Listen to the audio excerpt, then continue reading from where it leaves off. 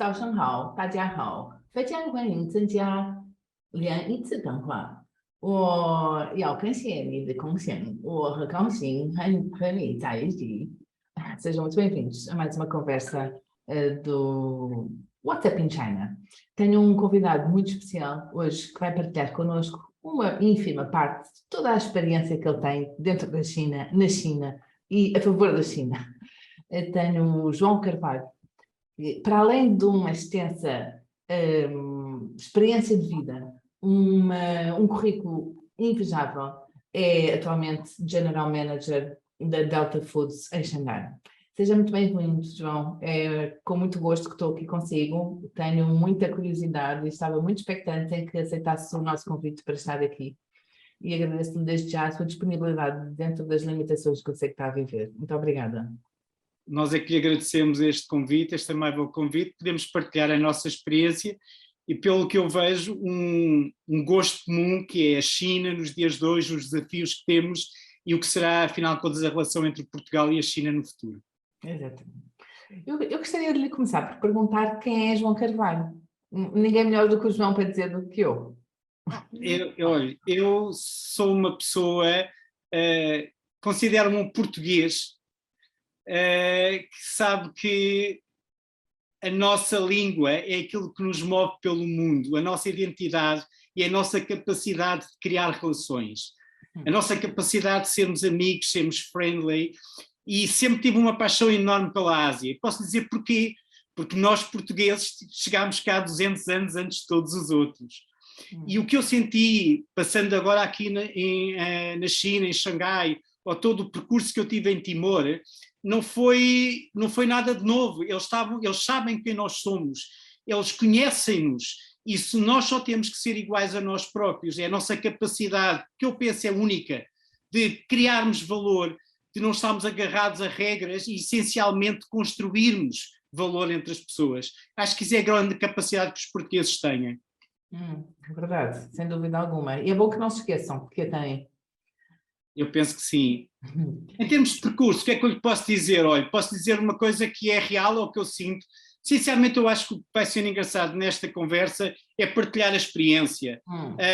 Tudo o que eu sou enquanto profissional, até mesmo enquanto pessoa, devo essencialmente ao prazer que tive de aprender a trabalhar com o Sr. Rui Nabeiro. Por isso, os meus primeiros dados foram dados com a Delta. Tive a possibilidade de ser diretor de marketing, aprender a visão pragmática e visionária que o Sr. Rui Nabeiro teve sempre em relação ao marketing. A um marketing que não era só um marketing de produto, um marketing comercial, mas um marketing de criar valor às partes interessadas. Por isso é que o DNA da Delta é o que é. A responsabilidade social está intrínseca à própria atividade. E foi esse gosto e o prazer que eu tive de o acompanhar em Timor, em 2000, que me levou a amar outro país, que foi Timor-Leste. Tive o prazer de desenvolver com o Sr. Nabeiro e ser responsável pela nossa operação em Timor-Leste. Essa operação correu bem até 2006, foi uma missão extremamente complicada e a partir daí regressei. Achei que a experiência que tive em termos de terceiro setor, em termos de projetos de cooperação, levou-me a sair do Grupo Nabeiro e oferecer a minha experiência à OIPS, uma ONGD, e possibilitar-lhes a eles um esforço de profissionalização, levar o que era uma gestão centrada em objetivos da qualidade, etc. Foram 2 anos extremamente enriquecedores e com este processo todo, com o meu percurso na Delta, com o meu percurso na OIPS, tive um convite do governo português, através do IPAD, para lançar um conceito inteiramente inovador em Timor, que era um cluster de cooperação. E tive o prazer de o desenvolver e dizia a toda a gente, eu não estava a fazer nada de novo, estava apenas a tentar aplicar em Timor-Leste e em Maubara aquilo que o Sr. Nabeiro conseguiu criar em Campo Maior. Uma visão integrada, desenvolvimento integrado, em que a responsabilidade social é intrínseca, é um modelo de governance, é a forma de criar valor e, em relação a todos os atores. E eu estava em Timor-Leste até 2013 e, entretanto, no final de 2013 surgiu um convite da Delta. O convite da Delta é porque a Delta estava em Xangai desde 2002 com um parceiro com um importador e 2012, com um parceiro, esse parceiro era uma grande state-owned company, e o que estava a acontecer é que há 2 anos as coisas não andavam. E como imagine isto no DNA da Delta, como é que estamos parados há 2 anos para movimentar e para fazer e para criarmos valor e não conseguimos. E surgiu este convite, eu estava na Ásia, gosto particularmente da Ásia, gosto particularmente de estar aqui e do pensamento asiático, da forma de estar, da cultura asiática, e lançaram-me este desafio, que era voltar à Delta. E posso dizer, a razão porque eu voltei foram 2. A primeira, pelo prazer enorme de voltar a estar com o Sr. Rui Nabeiro, e a segunda, porque foi-me apresentada a visão do grupo para os próximos anos, aquilo que é o grande desafio que o Dr. Rui Miguel Nabeiro neste momento tem, e eu acreditei particularmente nesta nova fase de desenvolvimento do Grupo Nabeiro. Deve ser, na realidade, um grande privilégio começar a trabalhar com o senhor Rui Nabeiro, porque não é a primeira pessoa que eu ouço dizer isso, João. E, portanto, nunca tive o privilégio de o conhecer pessoalmente, mas deve ser, na realidade, um grande privilégio. Mas eu tive um grande privilégio e reconheço o que está a dizer. Quando terminei o curso, eu sou economista, terminei o curso, comecei a trabalhar. Eu era assessora de um general, que era o general Tumudo Barata, um homem super experiente, foi governador de Cabo Verde. Teve uma experiência muito, muito grande, não só militar, mas também cívica. E é um grande privilégio, porque marca muito a nossa maneira de estar na vida profissional e pessoal. Podermos novos, aos 20 e tal anos, foi o meu caso, deve ter sido o seu, termos esse privilégio de crescer ao lado de pessoas que são pessoas com valores, com honra, com visão, dedicadas à profissão e dedicadas à sociedade. É uma sorte, é uma grande sorte. Bom, mas Foi a maior sorte que eu tive, sem dúvida. É uma grande sorte. Então, a China surge na sua vida e presumo que tenha tido algum choque cultural quando teve que começar a lidar entre a China e aquilo que estava habituado aqui em Portugal. Quais foram as principais questões que sentiu nessa transição? Eu penso que é uma realidade completamente diferente. Eu tive a sorte, por um lado, de passar 7 anos em Timor-Leste e desde 2000 eu deslocava-me periodicamente a Timor-Leste, e estar em Timor-Leste teve a possibilidade de ter um contacto real com aquilo que é a cultura base asiática, que é a forma completamente diferente, o conceito de tempo, o conceito de espaço, um raciocínio que não é como o nosso, não é um raciocínio hipotético-dedutivo, é um raciocínio circular. E, agora, o choque é total quando se sai de Malbara, de Timor-Leste, e se chega-se a Xangai, não é? E aí a relação é completamente diferente. Eu penso que se calhar nós podíamos pensar em 6 pontos, que é aquilo que eu normalmente gosto de estruturar, aquilo que é o choque, que eu sinto que é de grande diferença. No caso de Xangai, chegar a Xangai é entrar numa realidade onde há algumas coisas em inglês, mas está tudo em mandarim, por isso entramos numa realidade completamente à parte. Quais é que são estes 6 pontos que eu penso que são muito diferentes? O primeiro é uma clara divisão entre aquilo que é uma dimensão ao nível estratégico de poder e aquilo que é uma dimensão ao nível da execução operacional. E o que é engraçado no sistema chinês e nesse sistema muito asiático é um top-down. É um top-down que normalmente, e eu acho que isto é simpático percebermos, que é pensarmos que o poder tem por um objetivo um pensamento estratégico, não tático, tem um pensamento estratégico claro. E esse pensamento estratégico tem que dar condições aos operacionais para executarem. Os operacionais normalmente nunca criticam o plano estratégico. Porquê? Porque os estratégicos antecipam este problema e dizem: se os operacionais não conseguiram executar, não é porque a estratégia está errada, é porque nós não conseguimos dar as ferramentas operacionais para poder ser feito. E isto, na verdade, é o que se encontra na cultura chinesa e na China. Uma dimensão estratégica que não tem a preocupação de, em ciclos eleitorais, segundo a opinião pública, agradar, mas claramente ter uma visão de continuidade e de futuro a longo prazo. E depois temos um problema que é como é que executamos. Isto leva-me, se calhar, ao segundo ponto, que é o mais importante no choque, que eu aprendi aqui. Copiar é normal e correto na China.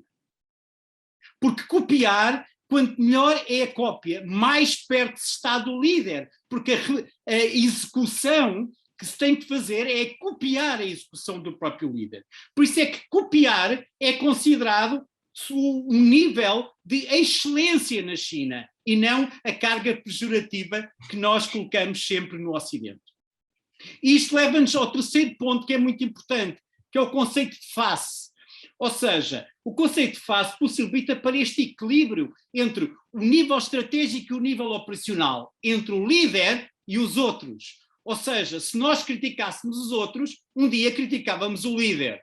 E se o líder criticasse os outros, então os outros iam criticar o líder. Então criou-se aqui este conceito, que é uma negação da avaliação, que em termos práticos demonstra uma certa coesão temporal. O que eu penso nos chineses é que o conceito de tempo é completamente diferente em relação ao nosso. Nós vivemos no imediatismo dos resultados. Os chineses vivem claramente numa dimensão temporal que hão de chegar lá.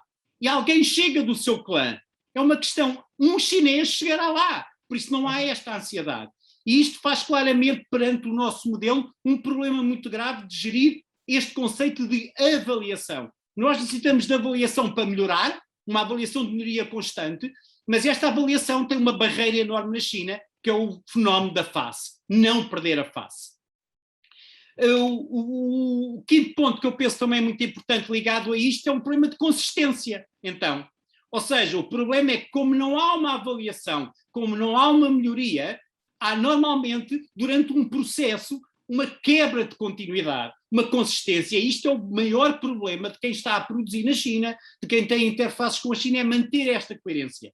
Porque o conceito de qualidade para a China é um conceito em que, por exemplo, a componente de serviço, a componente de preço está incluída. Ou seja, na China só existem vários tipos de preço, mas existem dois tipos de preço. O preço normal, que é focado na função do produto, ou aquele que é focado na utilização, na qualidade, no serviço da própria utilização. Mas tudo isto resume-se a um preço. Ou se paga mais ou menos. Se quer-se a função ou se quer-se algo mais do que a função. Leva-me então ao meu último ponto de reflexão, que é este, que é o negócio na China, normalmente, diria 80%, é sempre um negócio com uma visão imediata. Retorno imediato desse investimento. Ou seja, e normalmente os chineses têm a capacidade hoje em dia, ao serem tornados tão atrativos, de que o investimento não é feito pelas entidades chinesas. Alguém investe para que eles o possam fazer. Por isso temos sempre um foco neste retorno imediato. E este foco do retorno imediato é que faz com que, associado a uma ideia de não consistência, faz, afinal de contas, o maior problema que nós temos, que é, na China, não há nenhum negócio fechado. A negociação é uma negociação aberta. Porquê? Porque todos os dias as expectativas deste retorno são mais importantes do que a negociação a médio ou longo prazo que nós estabelecemos para ter um retorno sobre o investimento. Resumindo e concluindo, ponto 1, a questão de poder estratégico é um sítio que eu gosto particularmente de estar, porque é um sítio onde se respira a capacidade de se pensar estrategicamente, de se perceber como é que se pode impactar o futuro. Segundo ponto, copiar é reproduzir o líder, por isso não podemos criticar esse processo. Terceiro, a face é inerente a este ponto. Quarto, o negócio é-se criado todos os dias consoante as expectativas que os chineses têm do retorno imediato desse negócio. Isto faz com que a consistência seja difícil e como a componente de serviço e de valor acrescentado seja às vezes tão difícil de incluir no próprio processo. E falou de uma questão que eu vejo muito, que para mim é a grande diferença dos asiáticos, nomeadamente os chineses, para os europeus, nomeadamente os portugueses, que é a questão da pressa, do tempo. Na realidade, eles têm uma visão a longo prazo e não têm essa ansiedade, como diz, não é? Não têm a ansiedade de querer fechar rapidamente o negócio, porque eles preferem construir com sustentabilidade e a lá longo, do que na realidade estar a faturar muito depressa, fechar um negócio e depois não seja sustentável no tempo. E preferem fazê-lo, nem que seja realmente, como dizia muito bem, um membro do clã a usufruir dessa negociação, nem que seja daqui a 50 anos. Eu acho que é uma grande diferença entre os portugueses e os chineses. Permita-me que eu partilhe, se calhar, um tema, eu não sei, eu penso que é real, para mim é completamente real. Eu acho que há outro valor da minha grande experiência, entre aspas, de ouvir o não, de lidar com eles todos os dias, de saber como é que é. Eu penso que os chineses têm uma capacidade, como disse muitíssimo bem, de ter um pensamento coletivo. Permita-me só este comentário que eu acho que a China tem uma capacidade de aprendizagem coletiva impressionante. Desenvolvimento coletivo. O exemplo do Covid é um exemplo claro. Sim. A capacidade que tem de se unir e, estrategicamente, e do ponto de vista coletivo, haver uma aprendizagem imediata. Ou seja, as pessoas de Xangai foram rapidamente a Yunnan, rapidamente resolveram o tema, ou seja, há uma aprendizagem coletiva. Esta aprendizagem não é a nível individual, é quando realmente a criação de valor coletivo ou os riscos na criação de bem comum são postos em causa. E a China aí tem esta capacidade imediata de ter este nível estratégico.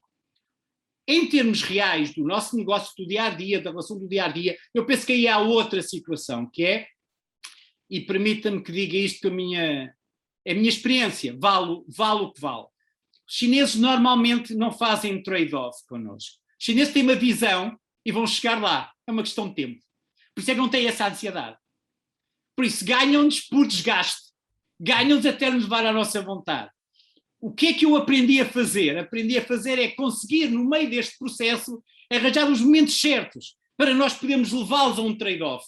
Que não seja, a dada altura, complicado para a visão deles, mas que seja onde nós queremos a nossa parte e o nosso trade-off. Com esta visão do líder, com esta visão global, é muito difícil renegociarmos. Por isso o que nós temos, e eu acho que vou de encontro ao seu pensamento, estamos a falar de coisas diferentes e estamos a tentar meter os mesmos rótulos. Não há ansiedade, porque eles têm uma visão muito clara do que querem desde o início. Os chineses fazem trabalho de casa. Os chineses não saem da China a ver oportunidades. Não, têm planeamento estratégico quando o podem fazer, que é provavelmente a nossa maior lacuna, é não termos a capacidade de ter trabalhos de casa. A sorte procura-se, e a sorte procura-se com muito trabalho. Eu acho que é o que os chineses normalmente fazem. Verdade. A nível de oportunidades comerciais, como é que vê, dentro da sua visão, da sua experiência, que oportunidades comerciais é que detecta entre Portugal e a China? Eu talvez para nós podermos sistematizar um pouco esta nossa análise, eu diria que nós temos que falar em termos de dois fluxos. O fluxo que é o fluxo China-Portugal e o fluxo Portugal-China é completamente diferente, com regras completamente diferentes e com uma importância estratégica, quer se calhar para Portugal e para a China, completamente diferente. Em relação ao fluxo China-Portugal, é claramente um processo de captação de investimento estratégico. Eu penso que o turismo, o imobiliário são exemplos de grande sucesso. Talvez o turismo com alguma dificuldade agora, porque os chineses neste momento estão bloqueados e não podem sair da China desde há 2 anos. E prevê-se que só por volta de final de 2023 é que o processo fique novamente normal, mas a China tem uma visão muito clara, muito estratégica daquilo que são os negócios vitais para a China. E estes negócios e Portugal realmente entram, porque eu penso que a entrada na Europa, a entrada em África, a entrada numa América do Sul, o universo PALOP, ou seja, tudo isto possibilitou a Portugal ter um valor. Segundo ponto que eu acho que Portugal também tem, esta relação que eles sabem de Portugal, a relação histórica com Macau, a capacidade que nós temos de criar valor e não automaticamente entrarmos em discussões de política ou discussões de poder. Eu penso que os chineses neste momento consideram isso extremamente importante. E por fim, eu penso que é a necessidade que eles têm de conseguir energia, conseguir matérias-primas e conseguir produtos alimentares para a China.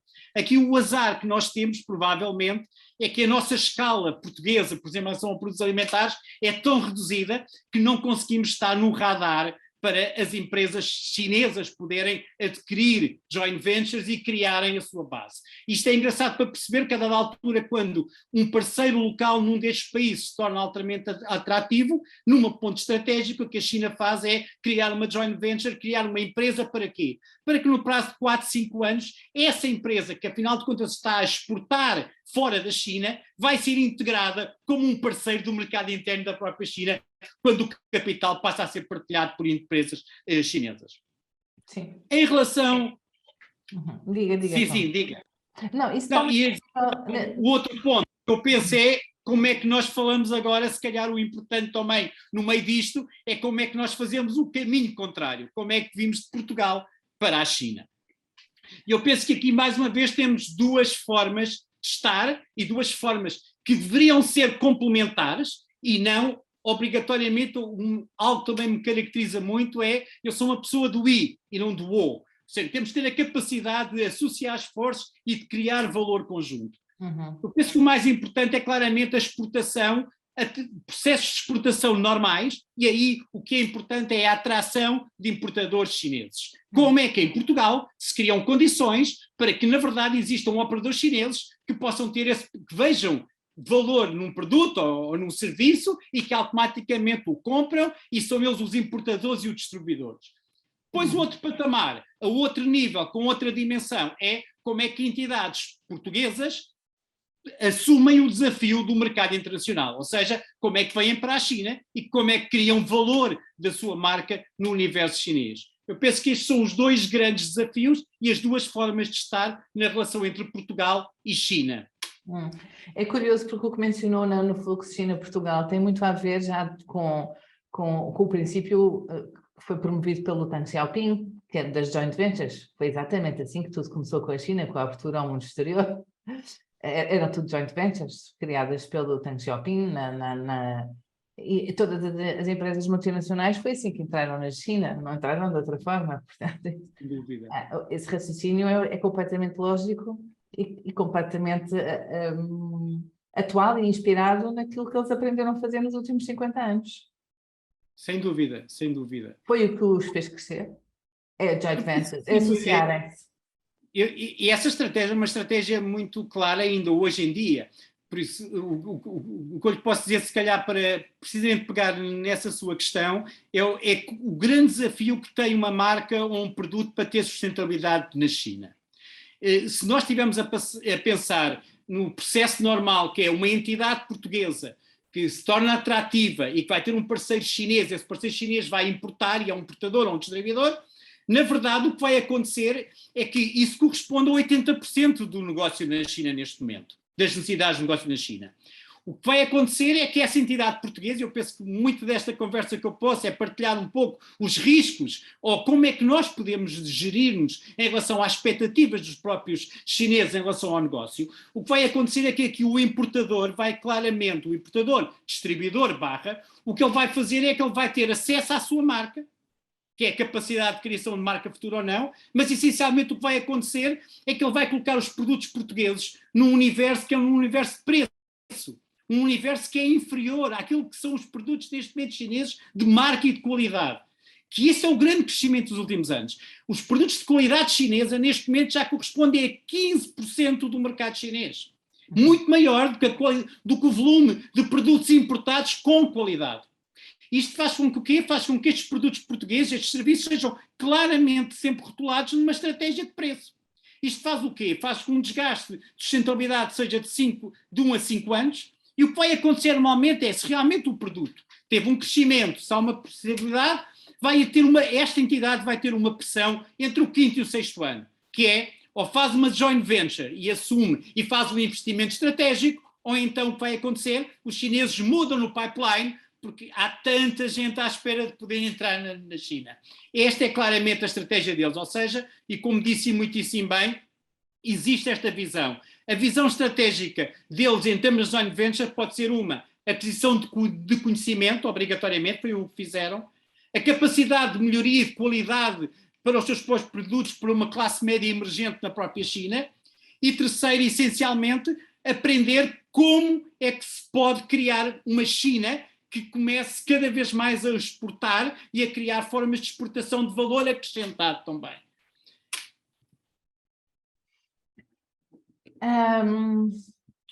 Quais os principais desafios que sentiu ao liderar uma marca portuguesa que tem como um dos seus objetivos conquistar o mercado chinês? Olha, eu penso que o maior desafio que nós, na verdade, tivemos, se nós pensarmos na Delta, agora gostava de, no meio deste universo todo, a minha experiência tem que ser localizada num produto de grande consumo alimentar. Por isso eu não posso falar dentro das outras áreas. E partilhando um pouco a nossa experiência, porque é que nós criámos uma empresa, e foi o desafio do grupo na BEI de criar a empresa em Xangai?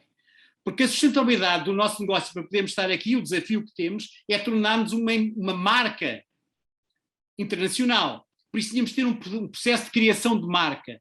E só era possível se nós começássemos a gerir o risco inerente à marca. Este risco inerente à marca seria gerir 2 pontos, que foi aquilo que nós tínhamos muita dificuldade com um parceiro chinês. Ponto 1, o processo de importação, ou seja, o risco de importação. Neste momento, os critérios de qualidade chineses estão completamente informatizados, desde o do exportador até ao consumidor final. E a responsabilidade é sempre do exportador, do produtor. Isto levantava-nos uma questão no produto alimentar, em relação a estoques, em relação a licenças de circulação de produtos alimentares, etc. Segundo ponto importante, a marca. Uma das formas de gerir as cadeias de valor na China, nomeadamente no retalho organizado, é termos a capacidade de criar contratos anuais, em que nós podemos ver qual é que foi a performance adquirida nesse ano.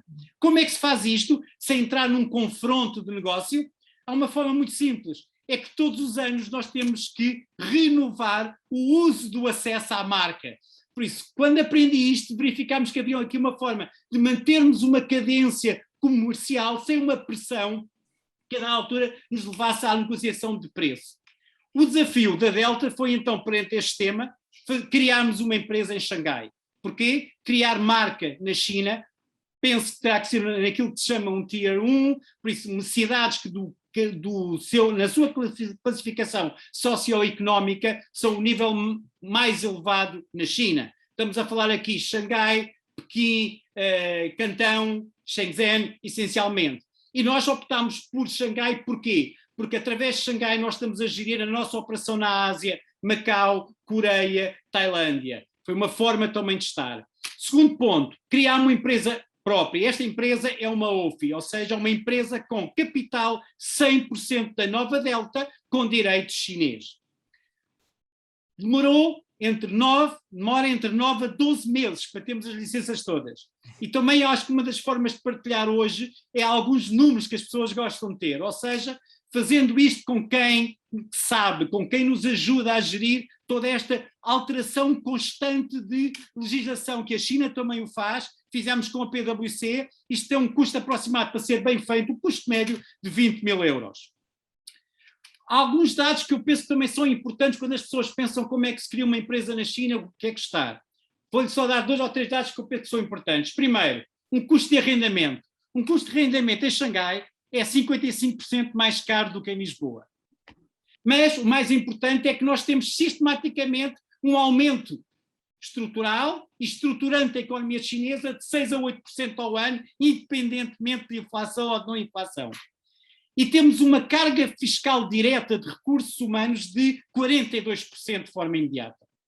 Depois, o que eu penso também é importante para ver como é que a classe média chinesa desenvolveu tanto. Nós temos neste momento um salário do recurso humano qualificado. Por isso, não é meramente inicial, mas um grau de qualificação mínimo, que domina a língua inglesa. Nós não temos um salário inferior a 1.800 euros por mês.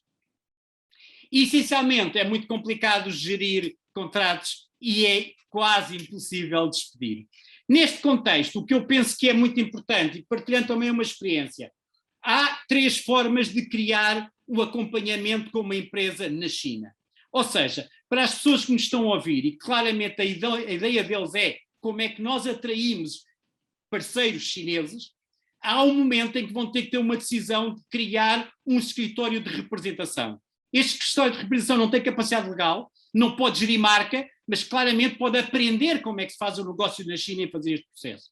E depois é que se cria a empresa com uma situação de criar a empresa legalmente, capacidade de gerir marca, e segundo, com uma capacidade então de fazer importação. Um comentário. Pense para todas as entidades que querem fazer negócio na China, essencialmente com a parceria de um parceiro chinês que compra, que importe e que distribui, eu aconselho uma situação, então, nesse caso. Utilizem uma marca específica para o universo China e não utilizem as marcas que utilizam no universo europeu. O nosso maior desafio aqui também foi que utilizámos um modelo diferente da nossa da nossa empresa. A nossa empresa claramente é uma empresa aqui de gestão e de controle de operação. O que nós fazemos é gerimos o risco da marca, gerimos o risco do universo da Delta na China e na Ásia, e essencialmente o que é que nós temos? Os serviços de apoio à gestão estão todos em outsourcing. Porquê? Para não termos a pressão da gestão de recursos humanos, para não termos a pressão e para termos uma coisa muito importante, é através de um contrato nós podemos ter um processo então de avaliação e de desempenho que é renovado de forma anual. E em que cidades é que vocês já estão presentes? Neste momento, nós em termos reais é a partir de Xangai, estamos em Guangzhou, Shenzhen, em Pequim um pouco, essencialmente através do Tmall, e foi a nossa grande opção de entrarmos no tema Tmall, temos a capacidade de chegar à China. É a única hipótese. Por isso, a capacidade que nós temos, ao momento em que estamos online no Tmall, nós estamos na China inteira, estamos logisticamente onde é necessário, mas nesta relação online-offline, o nosso offline é claramente centrado em Xangai e em Cantão. Em termos práticos com distribuidores, estamos também em Nanjing e em Guangzhou. João, me diga uma coisa, sendo a China o país do chá, não é? Como é que vocês conseguem, qual é a percentagem de chineses que têm essa ideia, esse número que consomem já café? Olha, esse é o grande desafio. A razão porque a Delta assumiu este desafio, e isso também me trouxe cá, é percebermos que nós temos que ser chineses na China. Nós temos que ter a capacidade de dar tempo ao tempo e de ir paulatinamente construindo com sustentabilidade. Atendendo que somos uma empresa portuguesa com as nossas limitações comparativamente com outros tipos de empresas e de outros países, obrigatoriamente nós temos uma oportunidade, temos que fazê-lo bem, porque não temos uma segunda oportunidade. A China penaliza quem não acerta na primeira oportunidade e normalmente não dá a segunda oportunidade. Isto fez com que nós tivéssemos que perceber vale a pena ou não vale a pena. A China, neste momento, 92% das bebidas quentes é chá. Por isso ficamos com 8%. Dos 8%, aquilo que é café instantâneo, 3 em 1 essencialmente do grupo Nestlé, são 6%. Estamos a falar em 2%. Mas 2% no universo chinês, para nós portugueses, é altamente atrativo e significativo. O que é que nós tentámos fazer aqui? Tentámos essencialmente perceber qual é que era a tendência que a China dava ao produto de café. E aí é muito importante porque o consumo crescente do café está identificado com o crescimento da classe média em todos os países do mundo. E o que está a acontecer é precisamente esse processo na China. A China tem esta capacidade de planeamento estratégico a longa data. O que é que acontece? Desde há 15 anos que a China está a produzir café na China. É o grande projeto deles. Ou seja, em um ano o que está a acontecer é que, provavelmente, esta é a expectativa, entre 2025 e 2030, a China será um dos 10 países produtores de café no mundo. Ou seja, pensa-se que por volta de 2030 a China será o país com maior consumo de café do mundo. E o João, já agora que ninguém nos ouve, rendeu só ao chá ou mantém a sua preferência no café? Não, é assim, eu sou uma pessoa de chá também, por isso é que eu gosto particularmente do chá. Aqui tive o prazer de aprender a beber chá e conhecer outros tipos de chá, não é? Essencialmente é isso. Agora, a dada altura, o que eu penso que é muito importante é como é que nós, na verdade, conseguimos apercebermos desta mutação entre aquilo que é o tradicional, que é o chá, e aquilo que é o moderno e o inovador, que é o café.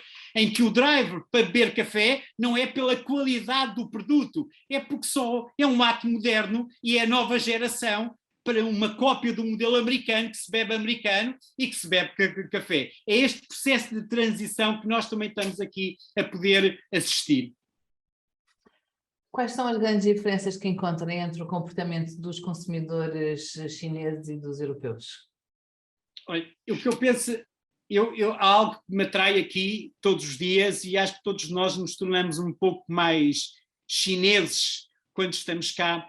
E há uma grande vantagem, é que o consumidor chinês não tem o peso do comportamento tradicional. Dito de uma forma ainda mais violenta e direta, os chineses têm a vantagem de não viverem massacrados pelo conceito do ridículo Nada é ridículo, tudo é possível. Experimenta-se tudo. Porquê? Porque estão numa fase em que tudo é novo. Os chineses têm uma vontade de aprender, têm uma abertura a tudo o que é novo. Então o que é que eu penso?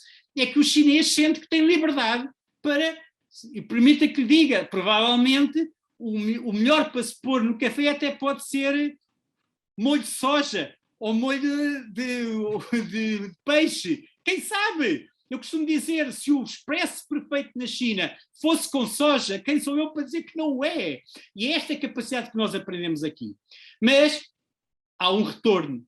E o retorno é que o chinês é claramente funcional a escolher. Eu posso dar um exemplo que é assim. Tenho algumas pessoas amigas noutras áreas e conto-me uma história que eu aprendi desde o Tmall até ao espaço físico, às lojas, que é só se vende botas e casacos quando está a chover. Por exemplo, nós no mundo ocidental mudamos a moda consoante a estação. Isso não existe na China. Porque se está a chover, vamos vender botas. Se não está a chover e mesmo que seja frio, ninguém vai comprar botas porque não está a chover. É esta capacidade que o consumidor chinês tem que ser muito funcional e por impulso que também nos dificulta bastante a relação com ele. E aqui aparece outro fenómeno, que é, nesta necessidade de aprender tudo, o chinês é ávido, mais uma vez, pelo processo de imitar o líder. Por isso, a imitação aqui é seguir o líder, opinion maker, o QOL, tudo isto tem este efeito do líder, por isso o que eles tentam é rapidamente imitar um líder. O problema que nós temos da nossa perspectiva de negócio e de marketing é que a China, pela escala que tem, não percebe hoje em dia o que é a palavra fidelização. Não entendem, porque não é preciso fidelizar. O que é preciso é dar mais, criar mais oportunidades, responder a mais clientes, a novos clientes. Por isso, o maior choque que nós temos aqui, uma entidade como a nossa, ainda por cima num produto muito específico que é o café, um produto alimentar, um produto que nós temos que diferenciá-lo em relação aos demais que estão na China, é o esforço de fidelização é algo que o chinês não permeia. E não permeia ao nível do online, nem permeia ao nível do offline. Qual é que é a possibilidade que eu penso que nós temos de inverter este processo de fidelização? O maior desafio que nós temos é contar a história. Os chineses consomem histórias. Os chineses são ávidos da experiência e da história para explicar o porquê. Para quê? Para que os chineses possam contar aos outros porquê que fizeram. Ou seja, este boca a boca é o mais importante na transmissão de conhecimento na cultura chinesa. Por isso é que o valor da marca é o valor da história que se conta. O que é mais importante para nós é como é que nós criamos um processo em que as pessoas consigam aprender. Há uma coisa que eu lhe permita que me diga também direto. Nós não temos nem capacidade, nem esforços, nem podemos chegar à China e ensinar os chineses o que é que seja. Isso é um erro. A única coisa que nós podemos fazer é partilhar a nossa experiência, partilhar sem ansiedade, de maneira que os chineses possam recebê-la e possam torná-la uma experiência deles e possam contá-la à maneira deles, possam assumi-la como uma experiência deles. Esta é a nossa única forma que a história seja entendida e que se crie valor. Esse é o maior desafio. E isto, se calhar, se me permite, até mesmo para o resto da nossa conversa, é o grande desafio que é a experienciação. Os chineses são ávidos de experienciação constante. Tudo é novo e tudo tem que ser novo, porque tudo tem que ser experimentado de uma forma nova, numa história nova. Ou seja, a adaptação é a chave para o sucesso. Como é que é o processo de adaptação a esse mercado? É fácil estabelecer os negócios na China, vender aos chineses o que se vende habitualmente aos portugueses? Olha, eu penso que não, de todo. Porquê? Precisamente por este fenómeno. O fenómeno do valor intrínseco do produto, o valor de marca, é algo que nos chineses existe pela história que foi contada. Nós temos as marcas internacionais, ok, mas as marcas internacionais, quando têm um valor tão importante, 65% de notoriedade de marca, etc., são alvo de cópia imediata. Por isso, o que leva uma grande marca internacional da moda é ter este balance. Eu quero ou não quero ser copiada na China. Todas elas dizem, temos que ser copiados, porque senão não criamos valor de marca. Mas depois temos é que nos diversificar em relação à cópia. No nosso caso, o produto alimentar, café que estamos a entrar, eu penso que a Delta e os produtos portugueses, o café, e a Delta, este é o nosso segredo. A maneira como o Sr. Nabeiro criou o processo de torra lenta, e um processo de blendagem, que esse é o grande segredo que a Delta tem, é que faz blends únicos. E o nosso blend da Delta tem uma vantagem para o paladar chinês. É que o nosso blend Delta faz com que a experiência de beber o café seja uma experiência em que o primeiro kick, quando bebem, o café não é amargo como o café italiano. E eles todos dizem, não é igual ao café italiano, porque não é amargo. E depois esta experiência faz com que eles possam ter acesso a outro tipo de paladares. E cá está a relação com o chá. É um país de chá, por isso nós não podemos queimar com um kick demasiado forte o tema café e acidez, e ser claramente bitter, amargo, que é aquilo que caracteriza muito o café italiano. E depois temos um aftertaste muito grande. Eles começam a dizer, olha, o café ficou muito tempo na boca, ficaram com aquela experiência. Isto faz com que o quê? O nosso produto, eu acho que isto é o mais importante, é que acreditamos na qualidade do nosso produto. E como o Sr. Nabeiro sempre me ensinou, não somos nós que temos que dizer que o nosso produto é bom. O consumidor é que nos tem que premiar. Por isso, este é um processo que temos que deixar que os chineses... O que nós encontramos, por exemplo, na nossa operação no Tmall, é que temos uma taxa de fidelização muito simpática. Quem provou, quem gostou, volta. Eu penso que este é o tema. Outro tema que era, como é que nós mostramos o que fazemos? Eu posso mostrar só aqui um tema, que é um dos produtos que nós criámos. Nós criámos produtos para a China, completamente diferentes. 3 blends de Delta Q, Prino, 100% arábica, em que explica cafés do mundo, e fizemos isto, que é perfeitamente funcional. Isto é café de Yunnan, é café chinês, que a Delta compra na China, leva a Portugal, torra segundo o modelo português e vendemos na China. E isto é o que eu utilizo para dizer aos chineses, nós temos o orgulho de ter um produto deles e como é que nós lhes damos uma experiência para perceberem que a nossa forma de trabalhar é diferente. Cá está, novamente, experiência. O que eu penso, em relação a responder-lhe um pouco à sua questão, é assim.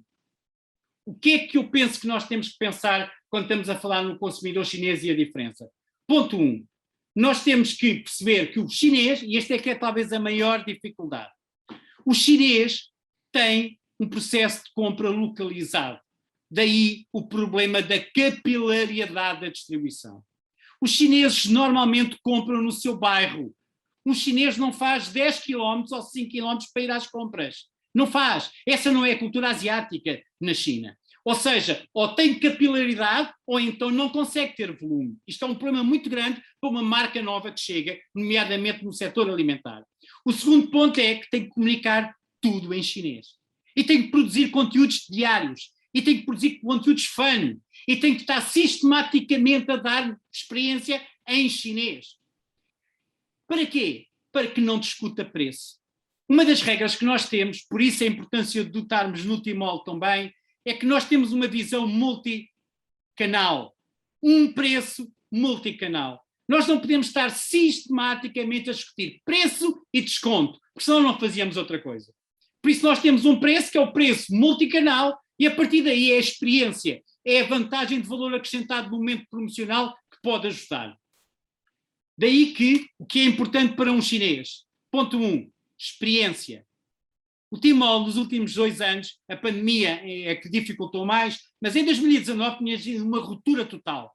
O Tmall tinha deixado de ser meramente uma operação centrada no online para ser uma operação centrada no offline para tráfego para online. Ou seja, as pessoas tinham que experimentar.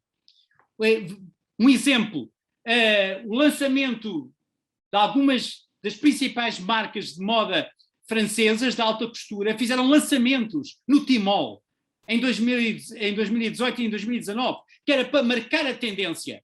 E a partir daí a experiência era toda feita no offline para cimentar o conceito que tinha sido lançado antes da cópia, para não haver cópia enquanto as pessoas não tinham acesso.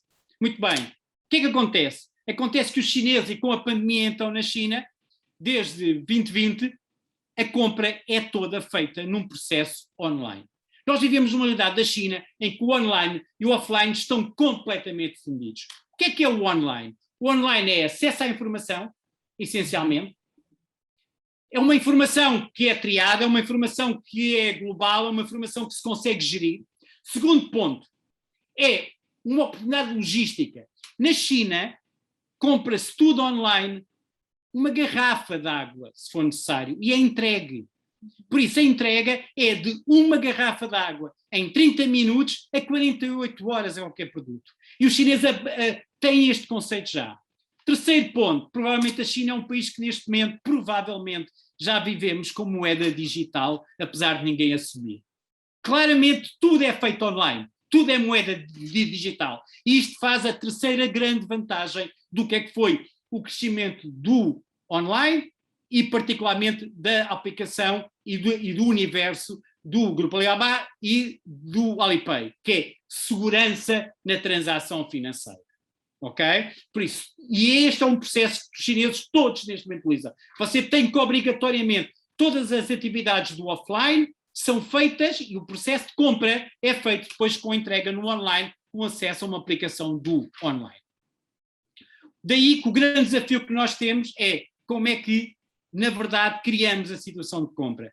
E aqui volta-se novamente a um tema que eu penso que é aquilo que nós devíamos encerrar esta nossa conversa, que é o grande desafio às entidades portuguesas. E a todos os parceiros. Nós temos que criar experiência Portugal. Nós temos que criar história. Nós temos que criar capacidade para quê? Para que o nosso produto está lá, está online, está bem comunicado. As pessoas podem ir atender, podem cruzar a informação, mas no momento em que eles vão tomar a decisão, vão tomar uma decisão por um processo de experienciação.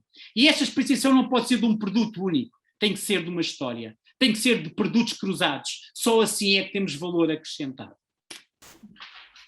Ó João, na realidade esta conversa está cheia de conteúdo e já vamos aqui, já vai longa, há tanto para falar e fala com uma paixão grande pelo negócio. Vê-se muito bem a forma como se entrega ao negócio, a paixão com que fala do negócio é impressionante. Mas vou ter que lhe fazer mais uma outra questão. Relativamente à questão das cópias, o presidente Xi Jinping tem tentado nos últimos anos promover uma visão da China deixando de ser o país das cópias para passar a ser o país da inovação, tecnologia, inovação. Mas é óbvio que a questão das cópias, e como falou muito bem na questão de copiar o líder, mas essas cópias também estão muito presentes nos produtos e muitas marcas europeias queixam-se disso. Apesar de eu sentir que isso também tem uma vantagem muito grande, porque, por exemplo, a Louis Vuitton andou pelo mundo fora é uma forma de marketing e de divulgação de marca gratuita. De certa forma, não é? Porque quem compra uma cópia e o original não é o mesmo tipo de consumidor. Mas, relativamente à Delta, vocês sentiram esses efeitos das cópias no vosso mercado? Eu penso que é assim, cá está, a questão, eu penso que está interligado com a opção estratégica de decidir que o seu negócio ou é marca ou é vender contentor. Eu acho de uma forma muito clara isto. Quem tem a necessidade, vamos vender o contentor, vamos vender o produto, não temos necessidade de criação de valor de marca, nada disto se coloca. Quando nós realmente queremos ter uma continuidade no terreno, queremos criar uma operação a 5 ou a 10 anos, queremos criar valor de marca, então o universo é completamente diferente. Nós já temos tomado a decisão de criarmos a empresa, a grande vantagem foi gerir a importação, gerir a distribuição e gerir a marca. E isto possibilitou-nos o quê? Possibilitou-nos através do Tmall, etc., que as pessoas tenham acesso àquilo que é a marca oficial. Permita-me só um comentário desse sem perder. Qual é que foi o grande crescimento que o Tmall conseguiu criar no relacionamento, por exemplo, com o universo europeu? O universo chinês é o Taobao, onde as pessoas tinham um relacionamento B2B, ou seja, as pessoas queriam trocar produtos. E o que acontecia é que no antigo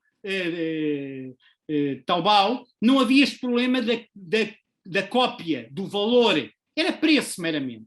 Como é que uma empresa como a nossa, que vem para a China, isso é o grande desafio que nós temos, uma relação com o TP, como é que nós vendemos no Tmall quando o universo não é preço e é criar marca, e é cumprir valor e posicionamento de preço?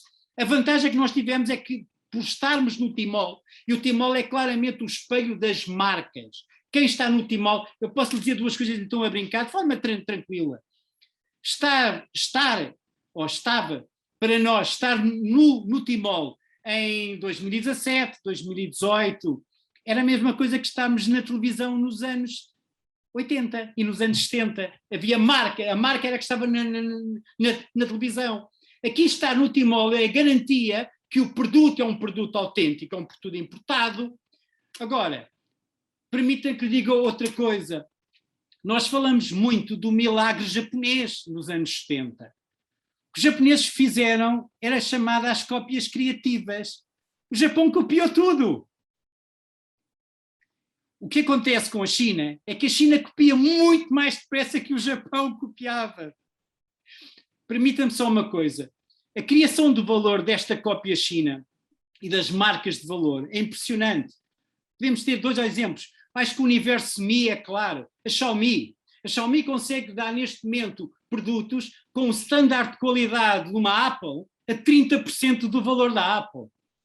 E eu sou uma pessoa que gosto particularmente da Apple desde sempre. A Apple tem uma grande vantagem, é o sistema operativo, que eles não têm, porque senão no resto é impressionante, a 30% do custo.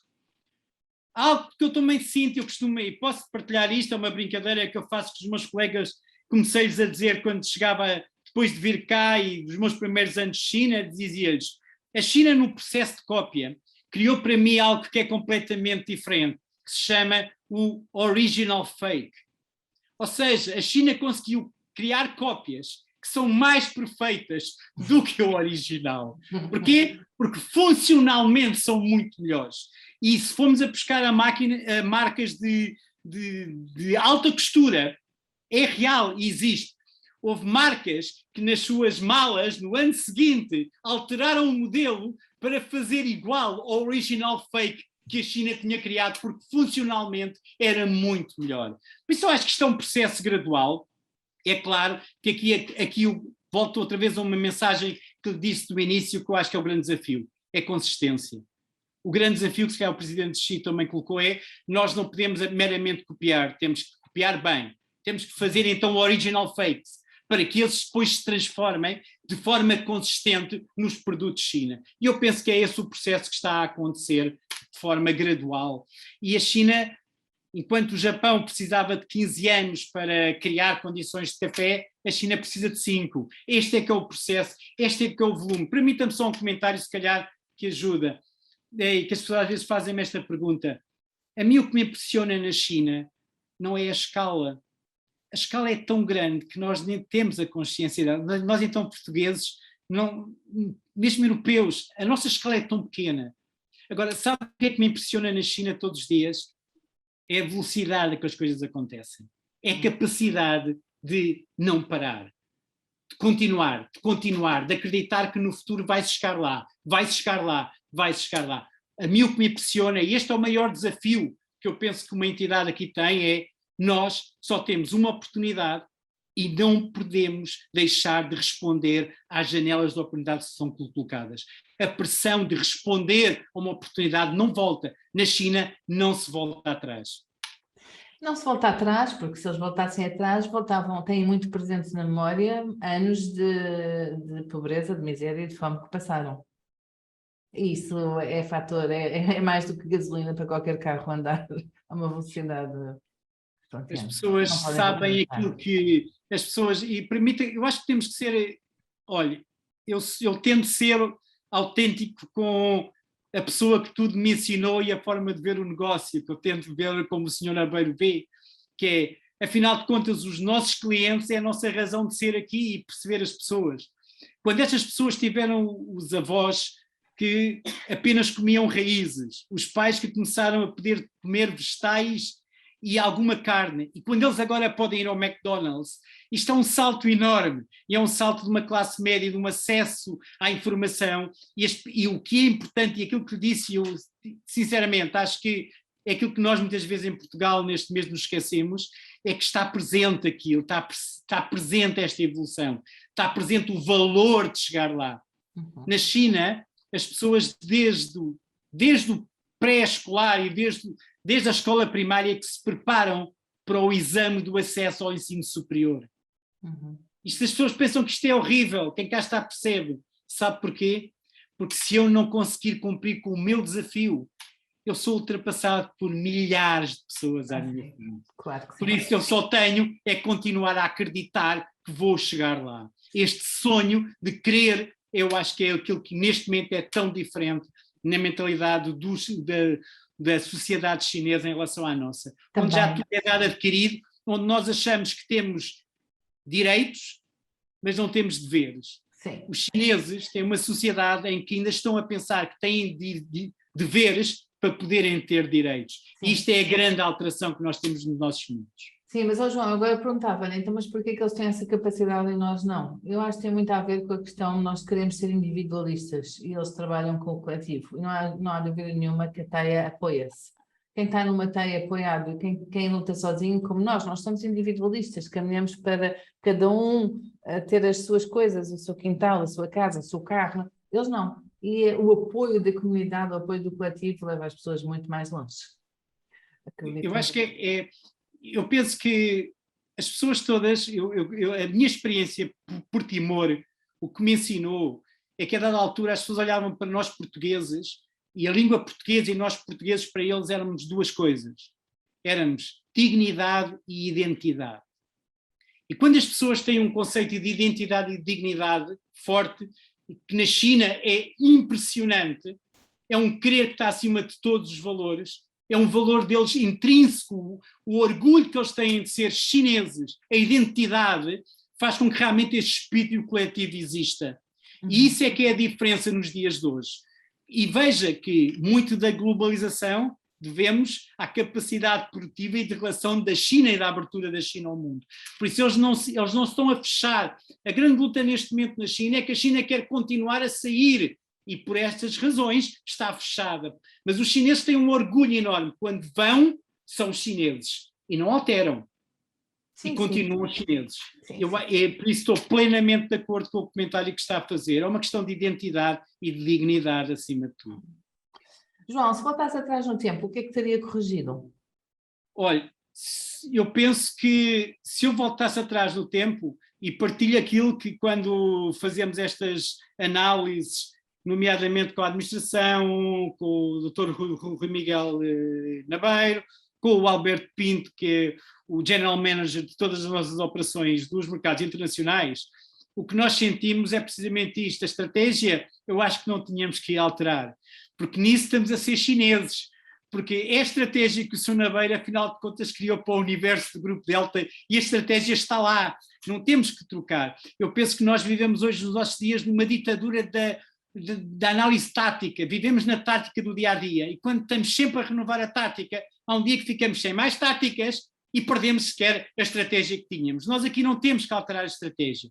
Temos que ter a capacidade de manter a estratégia, sobreviver, mas se eu voltasse para trás, eu penso que nós teríamos que ser muito mais acutilantes em momentos onde perdemos oportunidades. Ou seja, este foi para mim, se eu voltasse atrás, havia 3 ou 4 decisões que eu provavelmente por minha falha não tive a capacidade de demonstrar à decisão em Portugal que era importante nós arriscarmos naquele momento.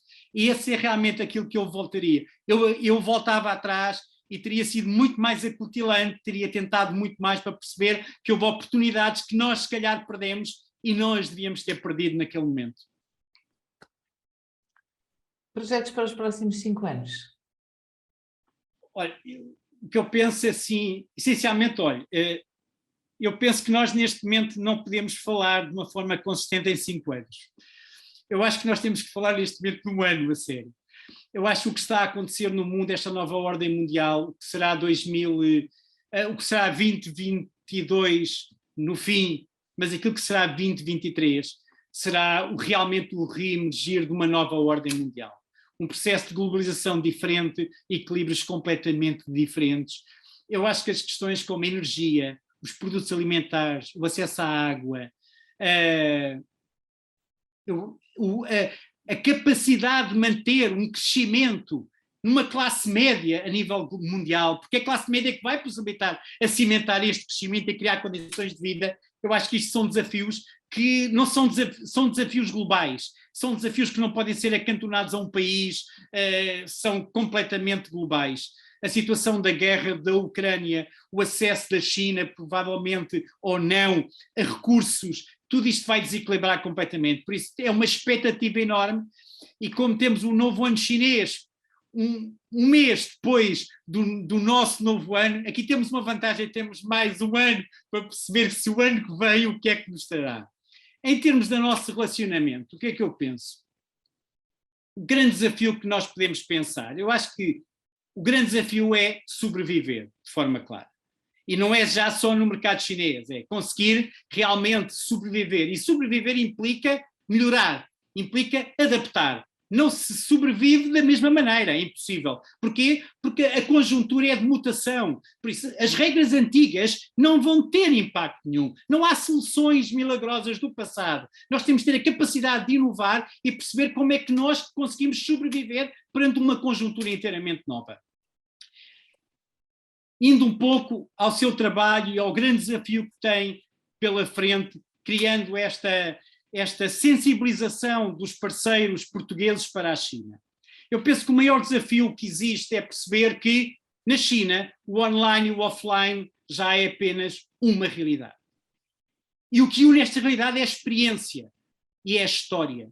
Ou conseguimos criar história e conseguimos criar em Portugal, conseguimos que na verdade exista uma integração estratégica e operacional dos diferentes atores em Portugal, de quem quer vir para a China, quem quer estar, ou fazemos um trabalho de casa, ou temos uma visão coletiva e conseguimos assumir, podem não ser os mesmos objetivos para todos, mas serão os objetivos base para iniciarmos um caminho conjunto. Por isso, a mensagem que eu deixo em termos de desafio para quem me está a ouvir em Portugal, mais vocacionado para poder atrair essencialmente importadores e parceiros chineses, é trabalho de casa. Nós temos que nos unir, nós temos que ter uma visão pragmática do que é que nós temos e como é que podemos criar uma história. Como é que conseguimos criar valor e experiência? Se não conseguimos fazer isto, estamos condenados a não ter sustentabilidade do negócio. Um outro tema, para nós cá, para quem já está na China. Para quem está na China, eu posso dizer que o nosso desafio é, por exemplo, algo que estamos a fazer neste momento em Guangzhou, com um grande apoio em Cantão, com um grande apoio da ICEP lá, porque foi muito sensível a todas estas nossas questões, a estes nossos desafios, e com parceiros locais, quer chineses, quer entidades portuguesas que estão lá. Permita-me que eu brinque aqui agora para acabar, mais ligado à cultura chinesa. Eu costumo dizer constantemente que os produtos portugueses são como a Cinderela. Nós somos a Cinderela da Disney, eles entendem isto. Porquê? Nós somos a princesa feia que estava na cozinha, que não era a princesa alemã ou a princesa francesa que eles conhecem. E há um dia que esta princesa foi ao baile, e quando foi ao baile demonstrou duas coisas. Os nossos produtos são tão bons como os outros, em termos de qualidade, e temos uma vantagem, esta princesa é mais barata, exige menos do que os outros. Por isso, o que eu costumo dizer sempre é que eu não tenho problema em ter a Cinderela. A Cinderela é o produto da Delta, eu não tenho problema nenhum. A minha grande questão é quem é que é o príncipe, quem é que nos leva ao baile. Por isso a mensagem que eu deixo como grande desafio a quem está em Portugal a criar, na verdade, oportunidade para vir para a China é, por favor, e sei que o seu esforço conseguiu ter diferente tipo de identidades, câmaras, etc., é, por favor, criem os bailes, façam o baile correto, mas selecionem os príncipes que vão ao baile. Tenham esta capacidade crítica de percebermos que nós não podemos andar de príncipe em príncipe, porque não temos volume nem massa crítica para isso. Para nós, em termos Delta, olha, eu permito também com a cultura chinesa dizer algo diferente. O desafio que eu sinto como marca que está na China é se nós conseguíssemos transformar uma sardinha num golfinho.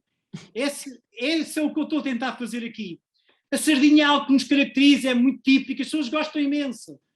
Mas o problema da sardinha é que, normalmente, mesmo em grupo, ou quando não anda em grupo, não tem dimensão. E o golfinho tem a capacidade de nadar entre tubarões, porque é inteligente para isso. Só que o mais importante dos golfinhos é que têm que estar juntos. Não basta um golfinho para nadar no meio de tubarões. Por isso, qual é que é o maior desafio que eu acho que marcas como a nossa que nós necessitamos? Não podemos fazer nada sozinhos. Nós temos que ter aqui uma capacidade integrada de criar uma história, de criar uma envolvência. Se nós vamos para o retalho organizado, o nosso desafio é muito simples, em linguagem de mercado. É criar condições de in and out, contando uma história, centrada em multiproduto. Ninguém vai beber só café. Porque a pessoa, se for beber café, não bebe café. Mas se a pessoa tiver um conjunto de experiência da cultura portuguesa, uma coisa leva à outra. O nosso maior desafio é o desafio que eu lhe deixo ficar assim, porque eu sei que tem estado a acarinhar e tem estado a ter este trabalho todo, é um desafio à ICEP, aos parceiros oficiais, aos parceiros de negócio, aos facilitadores de negócio, como o seu caso e como outras associações. Nós temos que tentar arranjar uma maneira tranquila, sem ansiedade, com que as pessoas possam nos unirmos e de criarmos esta base, de criar uma experienciação de 4 ou 5 anos. Só assim nós podemos ter sustentabilidade para empresas como a nossa, que quer criar marca e que tem o desafio e que vai assumir o desafio de vir para a China e ter a honra de ter produtos portugueses naquilo que será o maior mercado de café do mundo em 2030.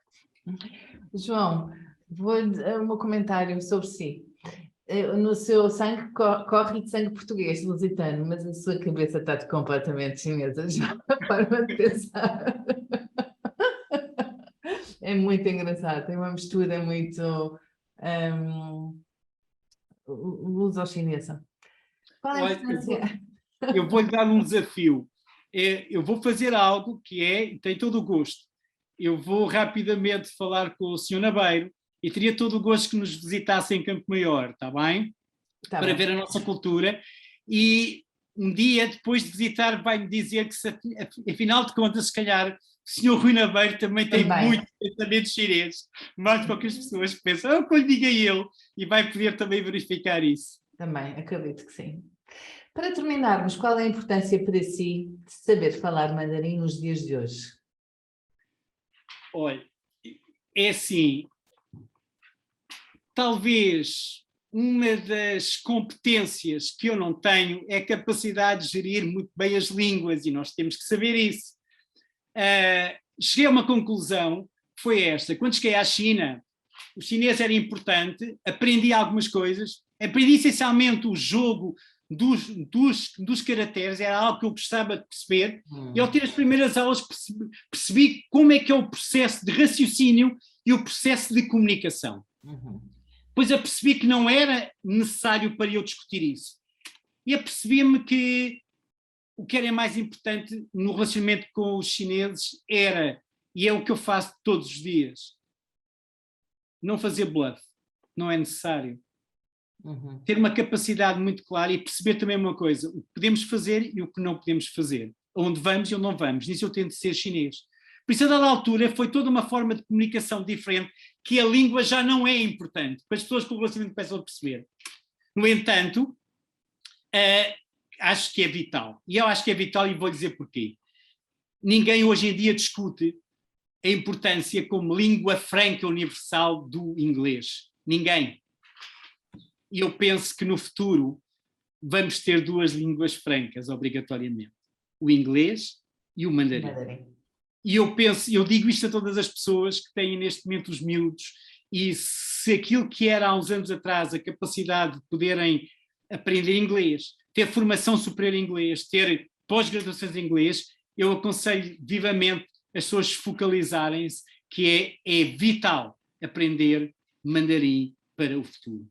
Não é necessário falar perfeitamente, mas é assim, perceber, e ao perceber um pouco do aprender o mandarim, o mais importante, vai-se aprender a essência da cultura chinesa, que é a integração que o mandarim necessita para nós o podermos entender. Não podia estar mais de acordo consigo. E ficamos por aqui. Agradeço-lhe imenso a sua dedicação, a forma como transmitiu a sua visão sobre a China, sobre os negócios. E muito obrigada, João, pela parte que me toca, e pelos empresários que vão poder ter a oportunidade de o ouvir, que o estarão a ouvir neste momento, e que poderão tirar muitos insights e dicas valiosas que deixou aqui em cima da mesa. Muito obrigada, João. Muito obrigado, o prazer foi todo nosso. Muito obrigado. Tchau.